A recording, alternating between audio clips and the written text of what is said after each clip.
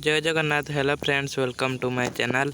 आज ये वीडियो आम +3 सेकेंड सेमिस्टर जो 8 मार्किया क्वेश्चन रोचे तो हिस्ट्री मेजर पेपर 3 आम 8 मार्किया क्वेश्चन सब सिलेक्शन आनी। पूर्व वीडियो देखो आम 1 मार्किया 2 मार्किया 3 मार्किया सॉरी 3 मार्किया तो नहीं 5 मार्किया जाए आम सब जाक क्वेश्चन डिस्कसन कर जो मैंने से वीडियो देखी ना ये चैनल प्ले लिस्ट आपको मिल जाए देखी ने। आज ये वीडियो आम जी 8 मार्किया क्वेश्चन अच्छी डिस्कसन करदे सॉरी 8 मार्किया क्वेश्चन अच्छी जी आम सिलेक्शन देदेबा। तो पूर्व वीडियो युड़ी सब डिस्कसन करवा काली ठारू देखो डिस्कसन स्टार्ट करदे। आज ये वीडियो आम सब जाक कौन कौन क्वेश्चन अच्छी आलोचना करवा समस्ते नोट कर चैनल को निहाती भाव में सब्सक्राइब करदे आ टेलीग्राम जॉइन हो पीडीएफ पाइबापी ये जो आंसर सब पीडीएफ मु टेलीग्राम देमी आठार भी क्लास हम जी सब लॉन्ग क्वेश्चन अच्छी सब लॉन्ग क्वेश्चन आम क्लास करवा। तो से चैनल को सब्सक्राइब करूँ। देखो आम क्वेश्चन सब यूनिट वाइज डिस्कसन करवा जो सब यूनिवर्सिटी की नहीं आम क्वेश्चन बनई तो क्वेश्चन टी अधिक तो से पढ़ा पड़ो पर यूनिट्र 4टा लेखा क्वेश्चन देखो प्रथम क्वेश्चन ख्रीष्टपूर्व 300 रु 300 ख्रीष्टाब्द मध्य भारतर वाणिज्य व्यवसाय विषय आलोचना कर। तेना यहाँ कौन कहला ख्रीष्टपूर्व 300 रु ख्रीष्टाब्द 300 मध्य भारतर वाणिज्य व्यवसाय विषय आलोचना कर। तापर सेकंड क्वेश्चन ख्रीष्टपूर्व 6ठ शताब्दी में गढ़ी उठी 16 महाजन पद विषय आलोचना कर। देखो ख्रीष्टपूर्व 6ठ शताब्दी जो 16टी महाजन पद गढ़ी उठिला ता विषय किछि लिखे पॉइंट देकी काशी कौशल एमती पॉइंट देकी सबुटार 4-5 लाइन लेखा लिखे जदि क्वेश्चन आसूची। तापर 3 नंबर गौतम बुद्ध जीवनी और नीतिबाणी आलोचना कर। देखु यही क्वेश्चन जो गौतम बुद्ध जीवनी और नीतिबाणी आलोचना कर एटा पढ़ने आपण मैंने जहाँ तांकर जो नीतिबाणी थिला गौतम बुद्धर आपण मैंने जहाँ लिखे बौद्ध धर्मर मुख्य नीति पढ़ने भी आपण मैंने आंसर से लिखे।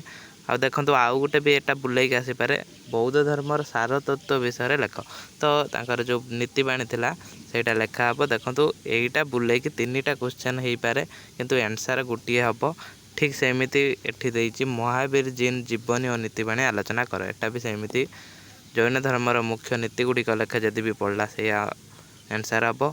आ जैन धर्मर सार तत्व भी पढ़ने ये जो महावीर नीतिबाणी गुड़ाक आपण मैंने लिखे।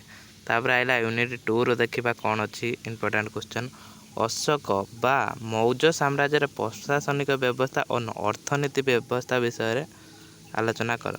तार जो अर्थनीति कौन थिला ताने एठी कहला प्रशासनिक व्यवस्था और अर्थनीति विषय आलोकपात कर। तो से प्रशासनिक व्यवस्था कौन थिला शासन केमिति थिला सेटा लिखिबे। तापर सेकंड क्वेश्चन कलिंग युद्धर कारण और फलाफल आलोचना कर। यहीटा देखो यहाँ आसीपे कलिंग युद्धर कारण फलाफल आम तो यहाँ +2 भी पढ़ी यहाँ भी आसीपे। तापर 3 नंबर आसला अशोक धर्मनीति विषय एक बरणी दियो। अशोकर धर्म किमिति कौन प्रचार प्रसार करते क्यों जगह प्रचार करते से विषय लिखे। तापर 4 नंबर कुषाण और सातवाहन शासन विषय संक्षिप्त लेख। कुषाण सातवाहन शासन विषय संक्षिप्त लेख यहाँ भी आसीपे। तापर आइला यूनिट 3 देखो जिते मंजा क्वेश्चन आसनी आम जानी ना कौ क्वेश्चन पड़ो किंतु जी इंपोर्टेंट क्वेश्चन रही आम डिस्कसन कर दौरान। 1 नंबर गुप्त वंशर राजनीति विकास विषय लेख कौटी समुद्रगुप्त रु स्कंदगुप्त। तापर सेकंड क्वेश्चन गुप्त वंश शासन पद्धति विषय आलोचना कर।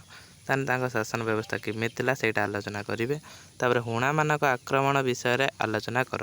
हुणा माने कौन आक्रमण करते केमिति कौन युद्ध होता हुणा मान सहित से विषय लिखे से समय राजा किए थे।